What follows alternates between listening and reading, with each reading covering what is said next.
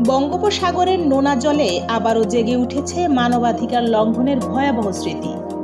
ভারতের বিরুদ্ধে অভিযোগ উঠেছে তারা হাজার হাজার মুসলিম নাগরিককে চোখ বেঁধে হাত পা বেঁধে বঙ্গোপসাগরে ফেলে দিয়ে বাংলাদেশের সীমানায় ঠেলে দিচ্ছে।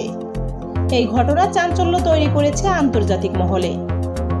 2025 সালের মে থেকে জুলাই পর্যন্ত সময়ের মধ্যে এমন অন্তত 1880 জন মুসলিম পুরুষকে ভারতের ভিন্ন ভিন্ন রাজ্য থেকে ধরে এনে সমুদ্র পথে বাংলাদেশে পাঠিয়ে দেওয়া হয়েছে বলে জানিয়েছে আন্তর্জাতিক মানবাধিকার সংস্থা হিউম্যান রাইটস কালেক্টিভ। এই মুসলিমদের বেশিরভাগই ছিল বাংলা ভাষাভাষী। কেউ রোহিঙ্গা, কেউ পশ্চিমবঙ্গ বা আসামের বাসিন্দা, আবার কেউ শতভাগ ভারতীয় নাগরিক হয়েও পরিচয় প্রমাণ করতে পারেননি। অনেকে জানান তাদেরকে বলা হয় তোমরা বাংলাদেশি, ফিরে যাও। এরপর চোখ বেঁধে নৌকায় তুলে বঙ্গোপসাগরের মাঝখানে ছেড়ে দেওয়া হয়। কয়েকজন ফিরে এসে জানিয়েছেন তারা প্রায় 2 দিন না খেয়ে জলে ভেসেছেন।